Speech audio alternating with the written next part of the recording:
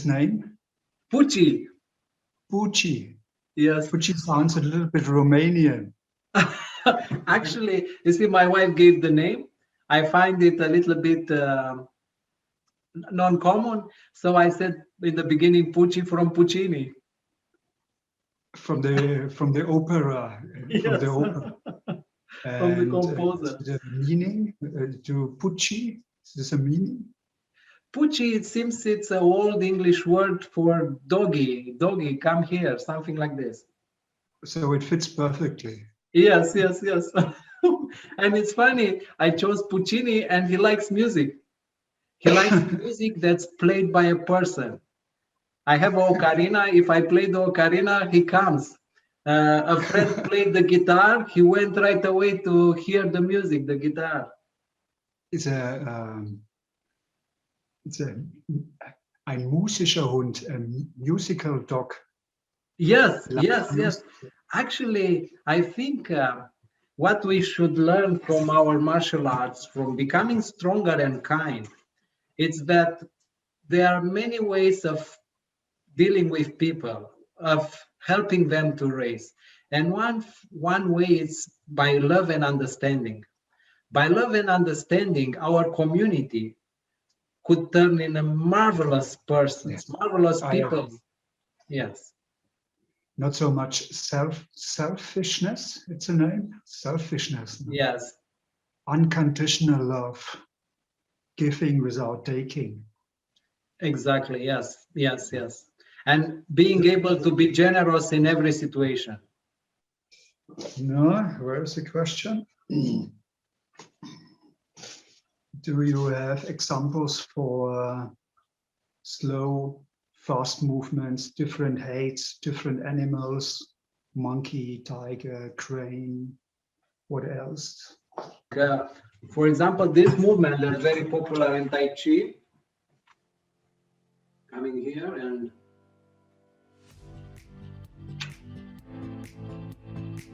it's called White Crane Spreads Its Wings. Another movement that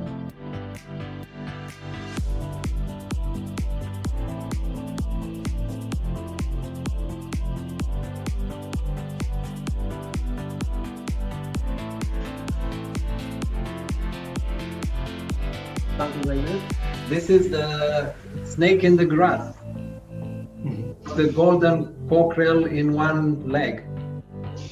I'm really interested in tiger movements, tiger style, because we have some movements in karate kata, like this one, this movement. And I would be interested in the origin of this movement.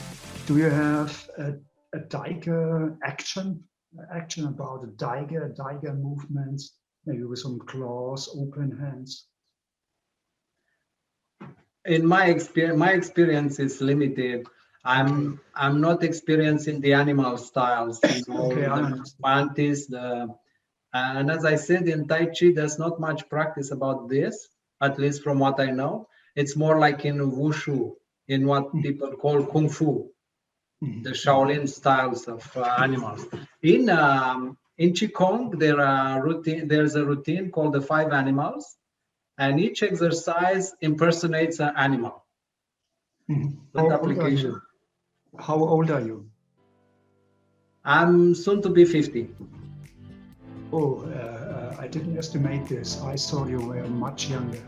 Your movement, I told it before, so smooth, very strong legs, perfect movement, and you turn 50 next year. Yes, so no, this year in a few months. Respect, my respect. So thank you. This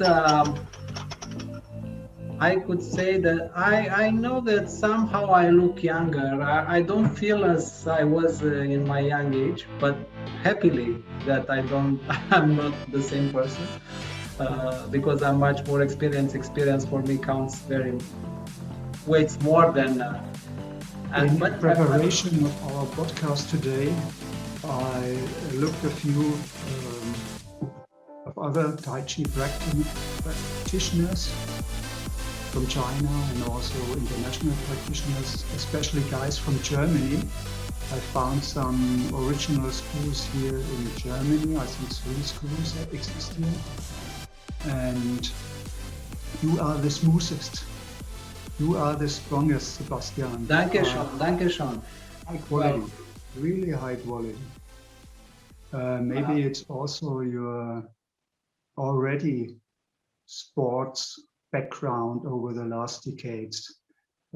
Again, I checked your portfolio, your biography, and you're also a physical conditioning instructor,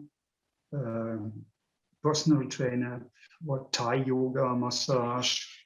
You're another marathon runner. Yes. So I think this all goes in your capacity for Tai Chi Chuan. It was interesting. 2019, I built the last Vice World Champion. Was an old student, also already over 50 years old, and he did 20 years intensive triathlon. How do you say triathlon? Triathlon, yes. That involves. This was not a lost time for him for his martial arts abilities. So it's never lost if you do another sports extensive for martial arts. Yet, my dear Juergen, if I am to unveil a secret that I just started to discover as I consider myself a student in maybe 1st to 2nd grade, in the wisdom of life itself. And I would say exercise, did it well diligently, is not enough. Another great thing, especially for us people, they go over 40, let's say, is the diet. A sustainable diet, a wise diet. Another thing will be how we conduct our breathing. Breathing and mind, they go together. The quietness of the mind, as you said, strong as a mountain, yet still. It goes with the breathing together. These techniques, if they are practiced well every day, almost every day, I think of my breathing and how my mind works. They will bring great results, overall results. Yes, I agree. I strongly agree. And if I may ask, can we see the demonstration of karate? Okay. So I'll explain it. Yes. I'm in the zone. Okay. You have this rotation. This is very important in martial arts. It may be as important as hip movement. Mm-hmm. Beginners always get teached with control your hara, your hip, your movements, hani, mami.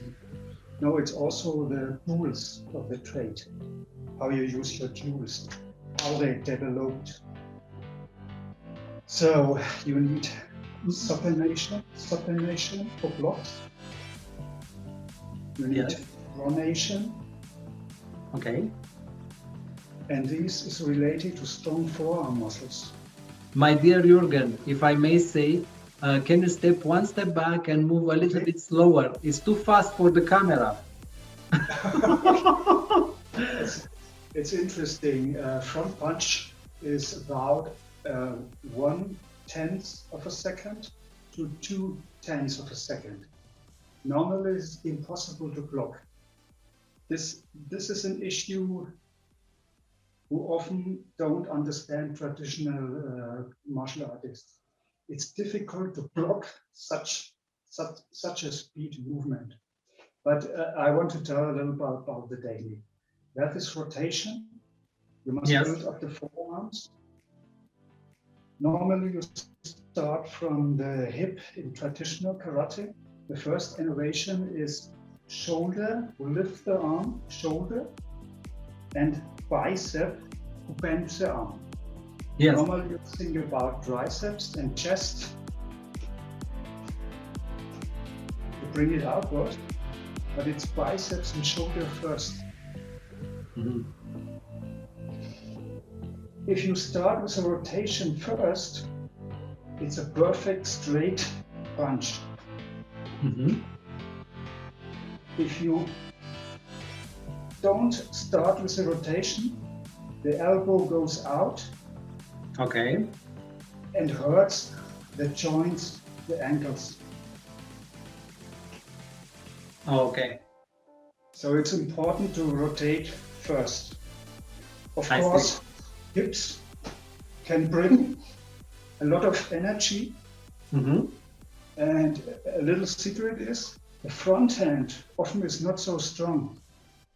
Yes. But when you think also like a reverse punch, it's the same strength. Okay. But the people don't know it. Reverse is stronger, of course, but front is same. Yes. If you master the physical, the muscle side and the technical side, I'm a strong believer in try it out. Try it out. This is slow. Yes.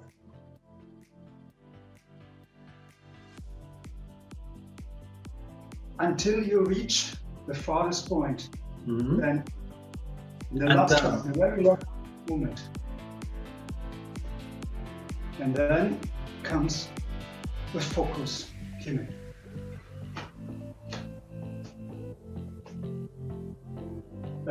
Recently, I saw a Japanese Okinawan karate master explain Tsuki, and he said the important part is after the Tsuki, when it's finished. I know what he means, but it's on the end of the Tsuki, not after the Tsuki. It's the impact. Okay. Very important. A big discussion about karate trainers over decades was the feeling of the punch. Is it like a chain? Wham, like a chain? Yes. Is it like a stick? You know, like a stick? Yes. It's a different feeling. My feeling is also very different. My feeling is like a big iron ball, like a bullet. Like a bullet. Yes. And the bullet comes from here and impacts to try it out, to test it. So this is striking shield. I really can recommend it. It's from England, Great Britain. It's called Maker Strike. There is electronics inside. You hit it and you get a figure. So for example, children hit with Tsuki, the punch, figure 10, 15 to 20. Teens use go up to 50, 60, 70. Adults, black belts, 70, 80, 90, 110. I did strike 130, like also my biggest students. And I had one guy, I show you the video, we can play the video in. I have it on video. He did 175. Wow, impressive. But it was not a strong big guy, it was the speed and the precision. Speed and precision right on the vital point. Okay. This is much more. I see. Important. Yeah, this has limitations in speed, but when you start with your body, it's getting really, really fast. Yes. Incredible. Again, maybe here 1/10 of a second. This is incredible. And I think here lies the secret, the strength of this karate punch. This precise, speedy movement. In old times, I almost every weekend was teaching, especially as a country coach. And Saturday evening, very often, you sit in a restaurant, in a pub, and there were some big boxing events Saturday evening. Good old times. Sorry? Good old times. good old times. Then we sit together, all these karate fighters, and some Klitschko fight was there. And when it was a heavyweight fight, it looked so slow to me. It looked so slow, so naked, moving very fast moving. And then you see these heavyweight fighters like this. So, I never lose this impression of the slowness of boxing. But if you have a good boxer, especially 60 kilograms, 65 kilograms, they are also incredibly fast. Yes.